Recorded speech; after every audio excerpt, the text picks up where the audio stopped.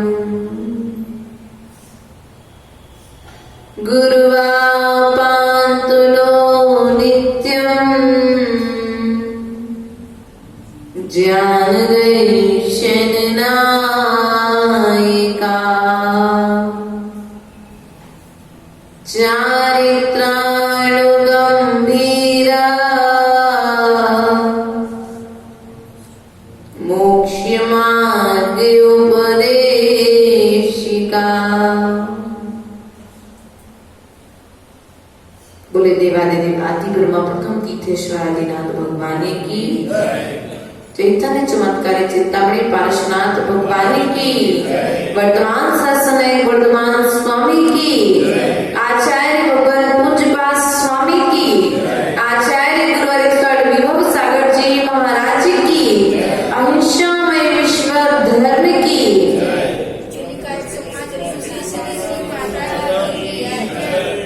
यस्य स्वयं स्वभावाप्ति रभावे कृतसंकर्मणा तस्मै संज्ञान रूपाय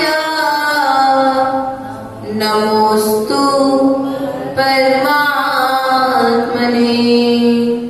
नमोस्तु परमात्मने। परम पूज्य आचार्य भगवंत पूज्यपाद स्वामी द्वारा कृत इष्टोपदेश ग्रंथ की वाचना निरंतर यहाँ पर प्रवाहमान है। ऐसी वाचना, जिस वाचना को सुनने से जीव को अपने गुणों का ज्ञान होता है और गुणों के साथ साथ यदि जीव उन गुणों का अनुभव करना चाहे तो किस प्रकार से उन गुणों का अनुभव करे, यह विधि भी इस ग्रंथ के माध्यम से बताई गई है। आचार्य भगवंत ने पूर्व की गाथा में हम सभी के लिए बताया था कि जिस जीव के लिए यह संसार दुख के समान लगने लगे, समझ लेना उस जीव के लिए अब वैराग्य उत्पन्न हो रहा है। और वैराग्य उत्पन्न होने के साथ साथ यदि उसकी क्रियाओं में परिवर्तन आ जाए, दुख उत्पन्न होने के साथ साथ वह धर्म कर्म आदि क्रियाओं में अपने को लीन कर ले, तो समझ लेना वह मोक्ष के निकट में जाने का प्रयास और पुरुषार्थ करता है। आचार्य भगवंत ने कहा, जिन वस्तुओं को जीव अनादि काल से जोड़ता आ रहा है, अब वैराग्य के उत्पन्न होने पर वह जीव उन वस्तुओं को छोड़ने का प्रयास करेगा, उन वस्तुओं को त्यागने का प्रयास करेगा, अर्थात यह संसार उसे एक जाल की तरह लगने लगेगा। जिस प्रकार से पक्षी जाल में फंसने के पश्चात फड़फड़ाता है, निकलने के लिए उत्साहित रहता है, जाल में फंसे रहने पर दुख को प्राप्त होता है, उसी प्रकार से वैरागी जीव के लिए यह संसार वैराग्य उत्पन्न होने पर जाल के समान लगने लगेगा। अब अंगुली कारिका में आचार्य भगवंत कहते हैं, जब उस योगी के लिए यह संसार जाल की तरह लगने लगेगा, उसके पश्चात फिर यह क्या करेगा? आचार्य भगवान कहते हैं, जो मोक्ष मार्गी जीव है, उस जीव के लिए पहले तो जब जाल की तरह लगेगा तो इस संसार की विषय वस्तुओं को वह त्याग कर देगा, मुनि अवस्था आदि को प्राप्त हो जाएगा। उसके पश्चात में फिर किसी निर्जन वन में एकांत स्थान को ढूंढ करके अपने स्वभाव को जागृत करने का प्रयास करें। और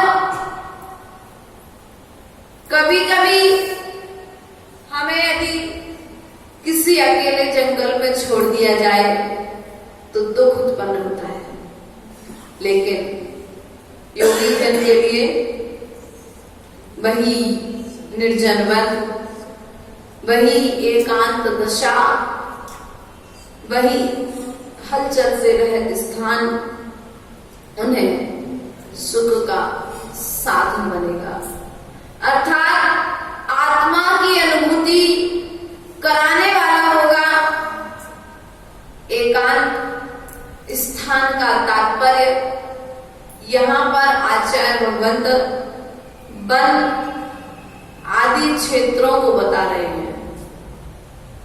इसलिए आचार्य भगवंत कहते हैं, पूर्व की कारिका में बताया कि ध्यान करना, सभी प्रकार के विकल्पों से रहित होकर के ध्यान करना, और ध्यान भी कैसे करना?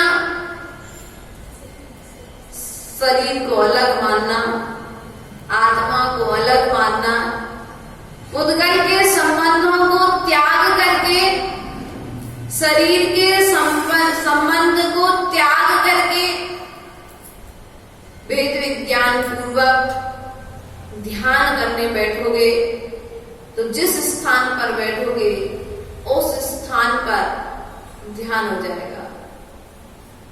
लेकिन ध्यान में लीनता लाने के लिए, तल्लीनता लाने के लिए एकांतवास आवश्यक है, एकांत स्थान आवश्यक है, शांत वातावरण आवश्यक है, किसी प्रकार का कोलाहल न हो रहा हो ऐसा स्थान आवश्यक है, जहां पर नगर के श्रावक श्राविकाओं का आगमन ना हो रहा हो। इस पंच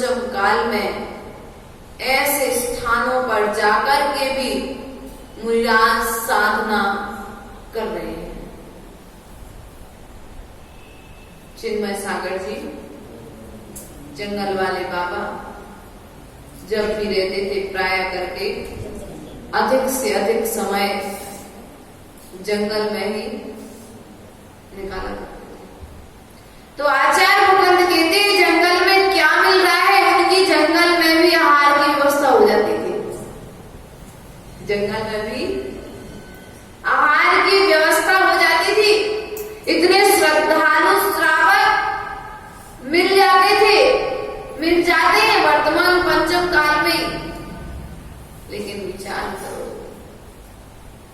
हमें भी कुछ विचार करना है। आचार्य भगवंत ने कहा यदि खाली स्थान मिल जाए तो प्रसन्नता पूर्वक डरो मत। मंदिर खाली मिल जाए तो डरो मत। अब तो तुम्हें अकेले ही भगवान को देखना है, कोई हिल्ला करने वाला। अब एक तक भगवान को निहारो। अब भगवान से जो कहना है, जो लेना देना है, सब हिसाब किताब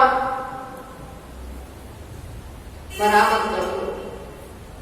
अब भगवान से कहो हे भगवान आपके गुण मेरे अंदर प्रकट हो जाए। अब उनकी मुद्रा को देख करके आंख खोल करके बैठ जाओ, उनकी मुद्रा को निहारो और निहारो ऐसा ही तो मेरा स्वरूप है, चिंतन करो बार बार।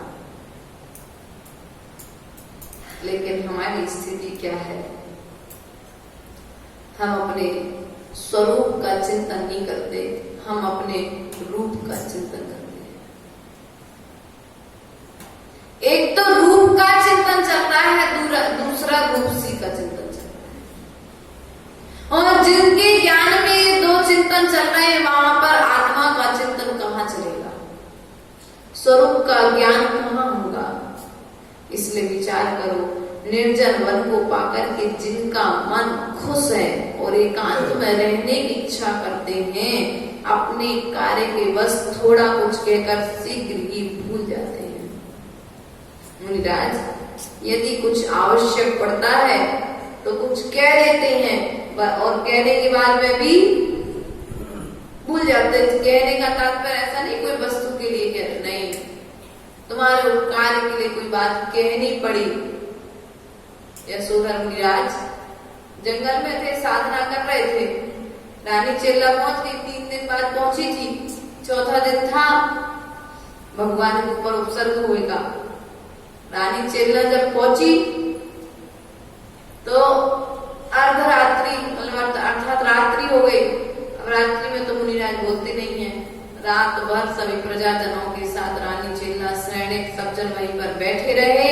प्रातःकालीन बेला होने पर रानी चेल्ला ने मुनिराज को नमस्कार किया, उनके भले की बात कही और उनके भले की बात सुनकर के सैनिक को और अपने उपकार करने वाले तक को भूल जाते हैं।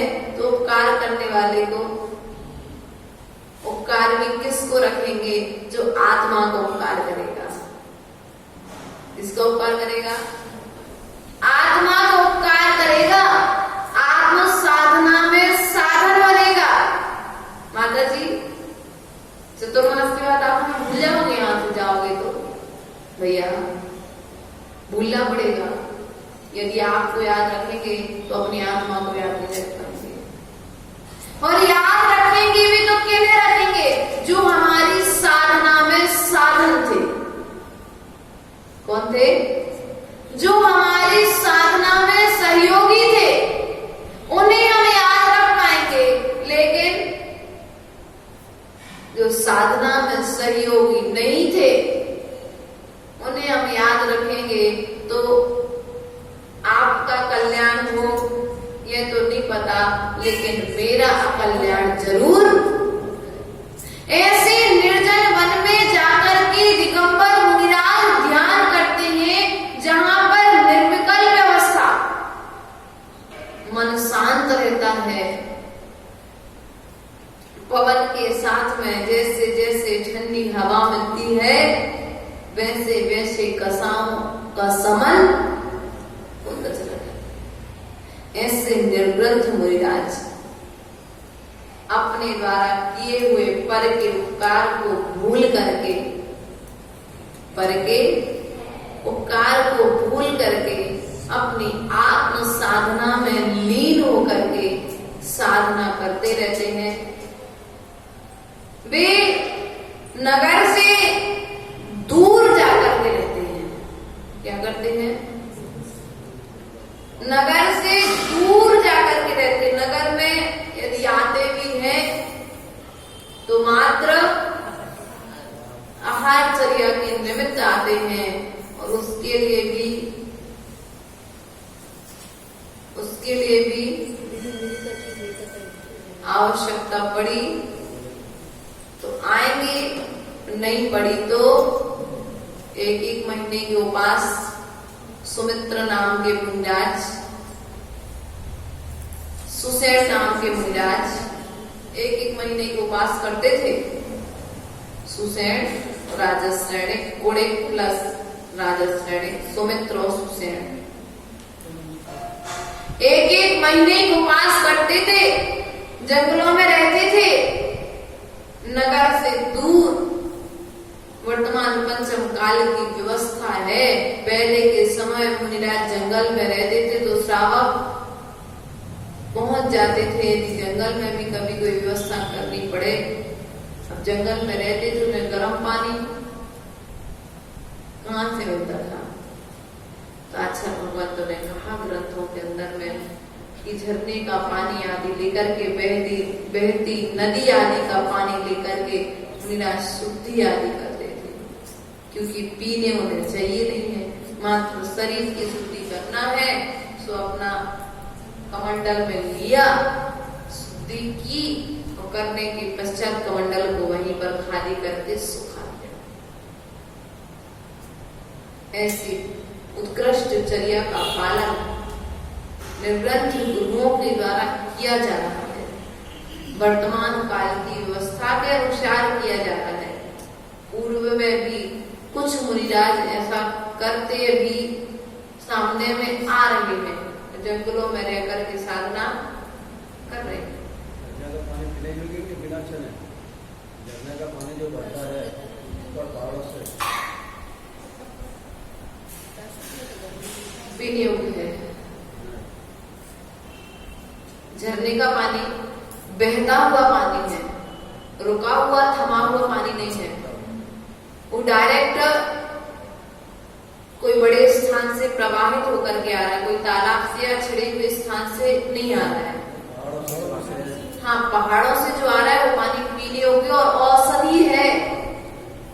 चोपड़ा कुंड पर हम लोग आचार्य रुद्रदेव के साथ समथिंग 20 दिन समथिंग रहे, और चोपड़ा कुंड पर जो पहाड़ों का पानी आता था, झरनों का पानी आता था, चोपड़ा कुंड पर जो झरना है, उस झरने का पानी भर करके पूरा चौका लगाते थे। चोपड़ा कुंड पर कहाँ पानी मिलेगा साधु? नहीं, बिना छने पी सकते कि उसको? बिना छने का तुरंत साधु मुनिराज जो पिएंगे उनको तो प्राशन करके ही देंगे, है ना। अब पीने के लिए आप लोग ये साधु तो यूज कर सकते हैं, बहता हुआ पानी है, लेकिन पीने के लिए आप लोग श्रावक लोग छान लो तो ज्यादा अच्छा है। प्राशुद्ध ही है, क्योंकि वो रुका हुआ पानी नहीं है, चल रहा है पानी, पत्थरों से टकरा करके आ रहा है।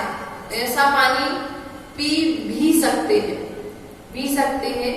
घी के लिए अपन को विचार करना चाहिए। घी के लिए विकल्प है, अगर छानने का साधन मिल जाए तो ज्यादा अच्छी बात, और नहीं मिलता है तो फिर यदि प्यास की कोई वेदना है, बड़ी कोई तकलीफ है, तो ऐसा ज्यादा विकल्प ना करते उसे पी सकते हैं। बहता हुआ पानी है तो विचार करना चाहिए कि निर्जन वन में रहकर के भी मुनिराज अपनी साधना भी कर लेते थे, और जो श्रावक पहुंच जाते थे उनकी व्यवस्था में वे जंगल में उनके पुण्य से जंगलों में भी चौका लगा दिए। चंद्र भद्रबाहु स्वामी के शिष्य चंद्रगुप्त मौर्य देवों ने आकर के चौका लगा दिया। दूर दूर तक कोई चौका लगाने वाला नहीं था, परंतु देवों से आहार नहीं ले सकते। लेकिन चंद्रगुप्त मौर्य को तो मालूम ही नहीं था कि देवों के द्वारा चौका लगाया जा रहा है।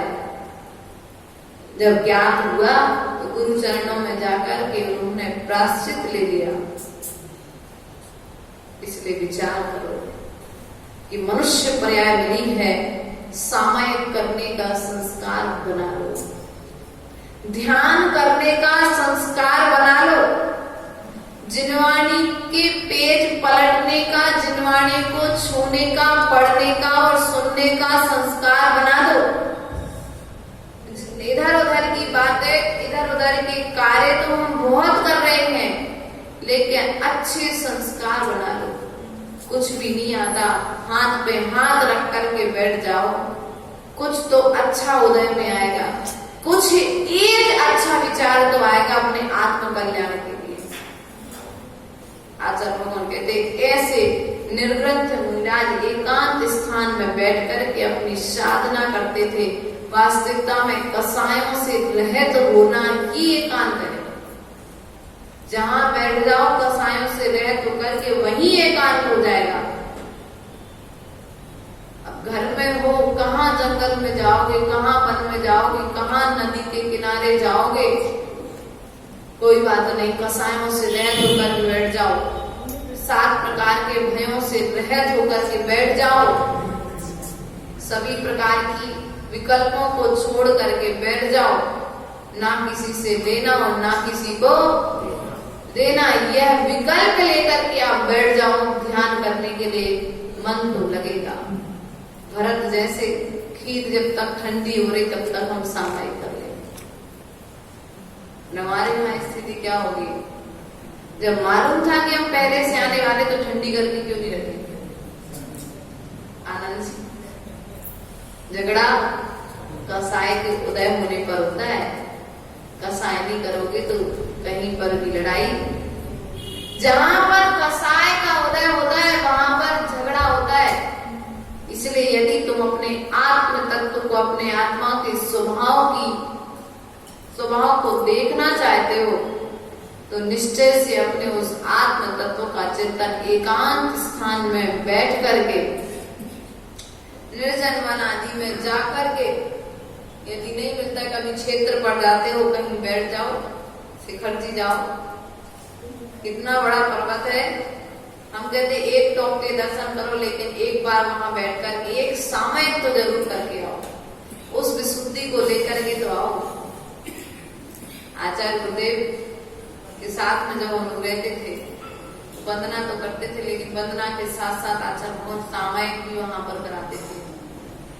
बैठ जाओ इधर सामयिक करने, आचार्य श्री बैठ गए वहीं, हम लोग को सब लोग अपने अपने हिसाब से बैठ जाते थे सामयिक करते।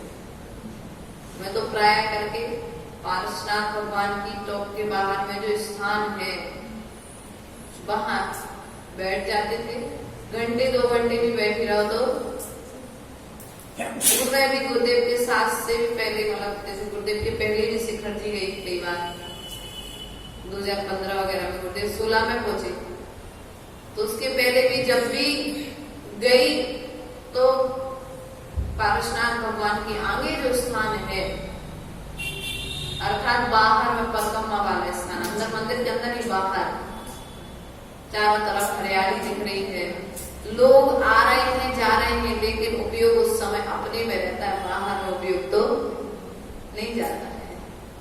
इसलिए विचार करो, यदि ऐसे स्थान मिल जाए किसी भी क्षेत्र में जाकर के एक मंदिर के दर्शन करो, लेकिन दर्शन करने के बाद एक सामयिक 24 मिनट तो कम से कम उस स्थान पर बैठकर उस स्थान की ऊर्जा को लेकर के आओ। इधर गए चावल चढ़ाए वंदना हो गई, नहीं, ऐसी वंदना नहीं करो। दर्शन एक के करो, लेकिन दर्शन करते करते अपना स्वयं का दर्शन हो जाए तो दर्शन करना सार्थक है।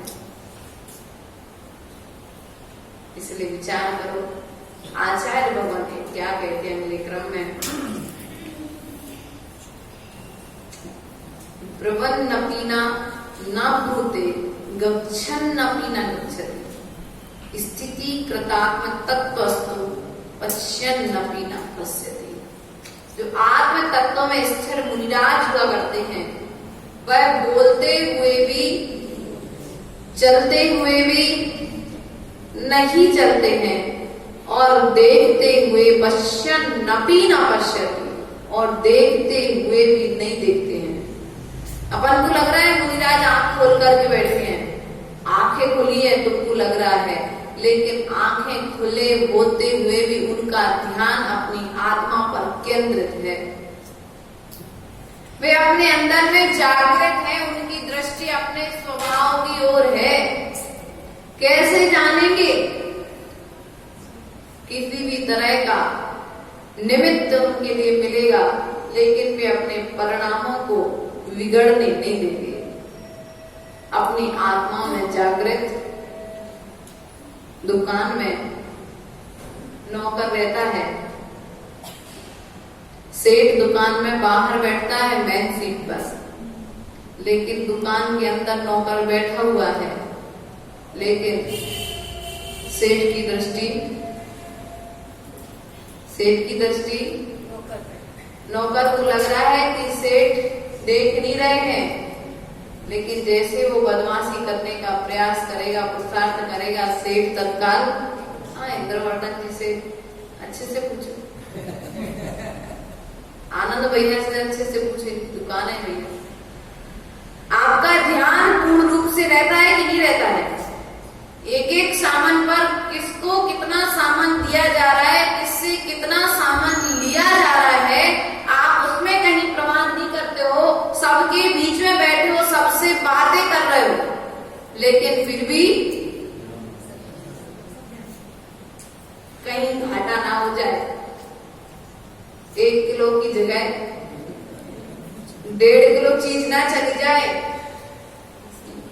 सावधान रहते हो। उसी प्रकार से साधु आपके बीच में रहता हुआ भी आपको लगता है साधु देख रहा है हमारे लिए, साधु आपको नहीं देख रहा, अपने आत्म स्वभाव को देखने का प्रयास कर रहा है। वर्तमान में आपको देख करके संसारी व्यक्तियों की दशा क्या है, अपने वैराग्य को बढ़ा रहा है। इसलिए विचार करो, साधु की विशेषता जो आत्म तत्व में लीन है, वह बोलते हैं, हमें दिख रहा है मुख से बोल रहे हैं, लेकिन बोलते हुए भी वे अपने आत्म तत्व की ओर लीन रहते हैं। क्या रहते हैं? अपनी आत्मा का ध्यान, आत्मा का चिंतन प्रतिपल करते रहते हैं। आत्मा के चिंतन से 1 मिनट भी घड़ी का काटा निरंतर चलता रहता है, लेकिन हमें मात्र सेकंड का काटा चलता हुआ दिख रहा है, बाकी 2 कांटे नहीं दिख रहे उतने चलते हुए। तो क्या हम ये मान रहे हैं कि 2 कांटे नहीं चल रहे? हमें दिख रहा है कि 1 कांटा ही तो चलता है। 1 कांटे के चलते चलते 9 बज जाते, 1 कांटे के चलते चलते 10 बज जाते, 1 कांटे के चलते चलते 11 बज जाते हैं। 2 कांटे तो, लेकिन धीरे धीरे अंदर अंदर में उनमें भी गति, अपनी गति से वो भी कार्य। उसी प्रकार से साधु बाहर में तुम्हें दिख रहा है, चल रहा है, लेकिन अंतरंग में वह अपने आत्म स्वभाव में चल रहा है। साधु चलते हुए भी कर्म की निर्जरा कर रहा है, बोलते हुए भी कर्म की निर्जरा कर रहा है, और देखते हुए भी कर्म की निर्जरा कर रहा है। और हमारी विशेषता क्या है? चलते हुए भी कर्मबंध, बोलते हुए भी, देखते हुए भी, खाते हुए भी कर्मबंध, निहार करते हुए भी कर्मबंध है कि नहीं? विचार करो। साधु आहार विहार निहार सब कुछ कर रहा है, लेकिन कर्मबंध से बचा हुआ है, क्योंकि हर क्रिया विवेकपूर्ण तरीके से हो रही है। चक्षु इंद्रिय निरोध, देख रहा है, लेकिन क्या देखना है? वही दृश्य देख रहा है। कोई देख नहीं पाया, नीलांजना का मरण हो गया और दूसरी नृत्यांगना सभा में आ गई, धर्मेंद्र को लगा, समाजन को लगा कि भगवान ने अदृश्य नहीं देखा है। स्वर्ग से दूसरी अप्सरा आकर के तत्काल नृत्य करने लगी, लेकिन आदिनाथ भगवान की दृष्टि में आ गया कि नहीं यार, ये तो दूसरी अप्सरा नृत्य करने के लिए आई है, जो पहले नृत्य कर रही थी दूसरी नहीं है। कहाँ गई? मरण को प्राप्त हो गई, वैराग्य उत्पन्न हो गया। देखते हुए भी अपन को लग रहा है कि वो देख रहे हैं, लेकिन वास्तविकता में वे मरण को नहीं देख रहे थे। वे तो संसार की क्षण भंगुरता को देख करके वैराग्य को प्राप्त हो गए, और हम होते तो मात्र मरण तक अपनी दृष्टि को रख पाते। इसलिए भैया, दृश्य को देखते हुए भी वैराग्य के भाव को उत्पन्न करो। बोलते हुए भी साधु नहीं बोल रहा है, क्योंकि बोलते हुए भी नहीं बोलने का कारण है कर्म बंध नहीं हो रहा है, कर्म की निर्जरा हो रही बोलते हुए भी। साधु चल रहा है, भाषा समिति से बात कर रहा है। कौन सी समिति से? और भाषा समिति नहीं है तो साधु के लिए भी कर्म का बंध होगा। लेकिन जो आत्म तत्व में लीन निर्ग्रंथ मुनिराज हैं, वे बोलते हुए भी कर्म की निर्जरा करेंगे। एक गुरु अपने शिष्य के लिए डांट रहा है, गुस्सा हो रहा है।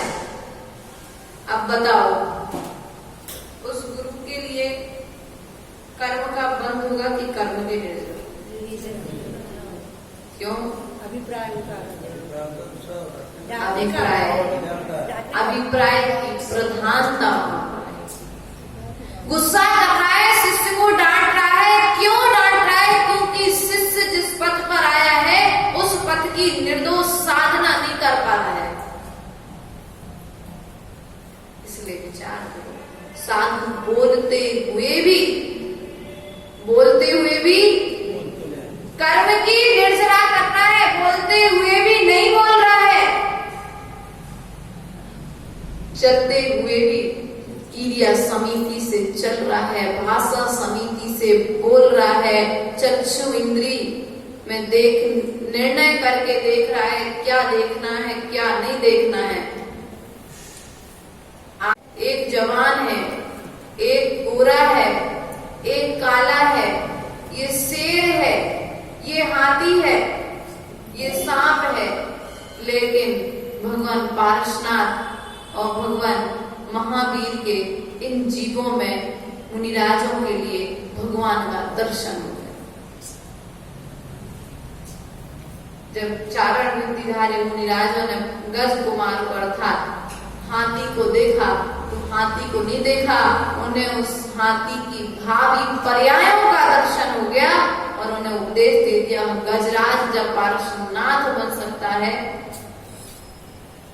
देखा तो दृश्य उन्हें भी था। एक दृश्य को देखने वाला पूर्व में कथानक बताया था, एक मृतक स्त्री पड़ी हुई है, राजा निकला तो पटरानी बनाऊंगा, वैश्या निकली तो कोठी पर बैठाती, कुत्ता निकला तो भोजन का सामग्री बनाता, और एक मुनिराज निकले तो काश यदि ये जिंदा होती तो धर्म की प्रभादा।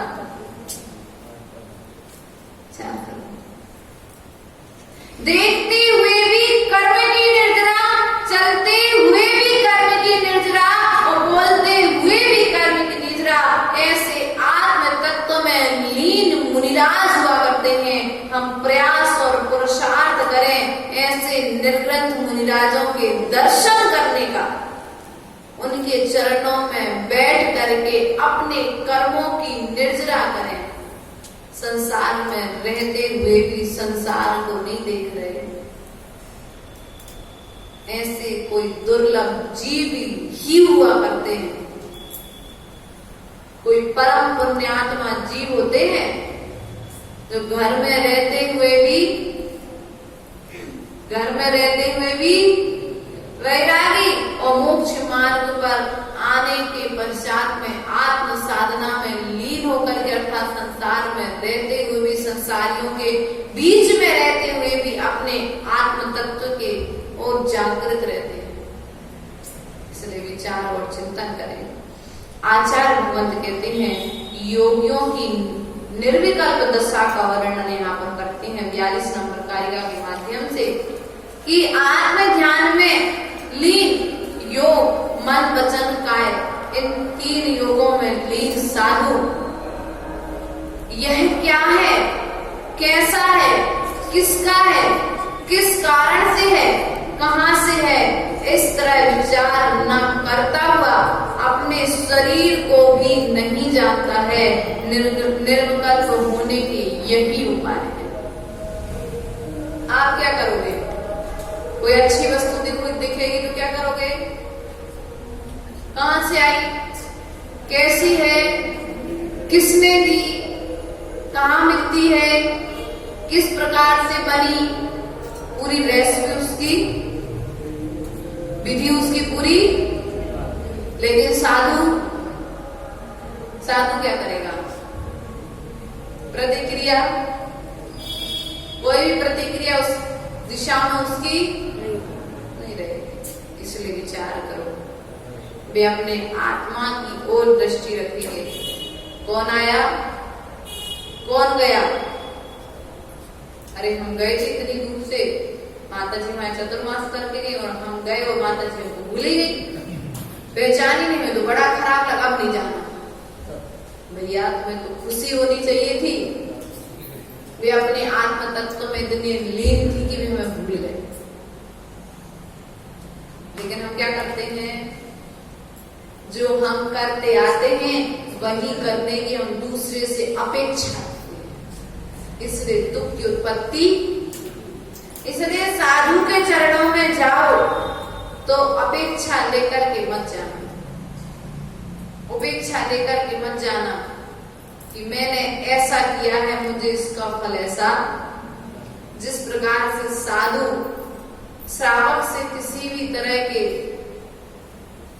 अपेक्षा नहीं रखता है, उसी प्रकार से श्रावक को भी साधु से मोक्ष मार्ग के उपदेश की अपेक्षा तो रखनी चाहिए।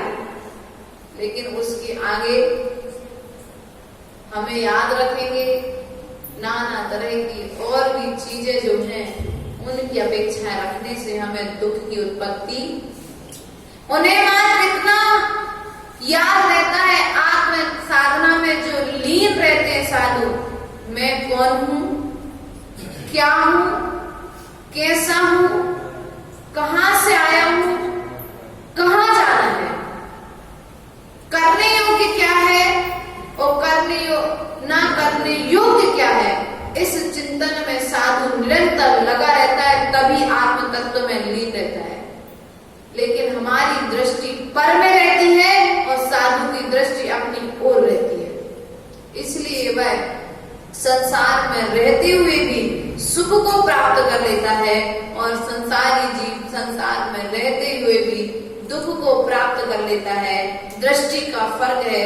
साधु अपनी ओर रखे हुए है, इसलिए दुख नहीं है, और पर की ओर रखोगे तो दुख उत्पन्न होगा।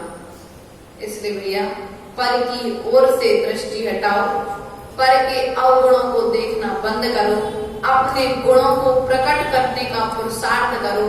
पर के अवगुण देखने में पुरुषार्थ कर रहे हैं, सुनने में पुरुषार्थ कर रहे हैं, सुनाने में पुरुषार्थ कर रहे हैं।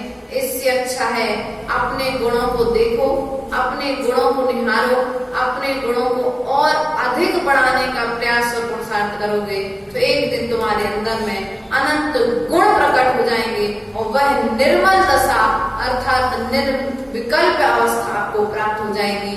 जिस निर्विकल्प अवस्था से मोक्ष की सिद्धि होती है, ऐसे निर्विकल्प अवस्था का हम चिंतन करें। यह आत्मा किसी का कर्ता धर्ता नहीं है।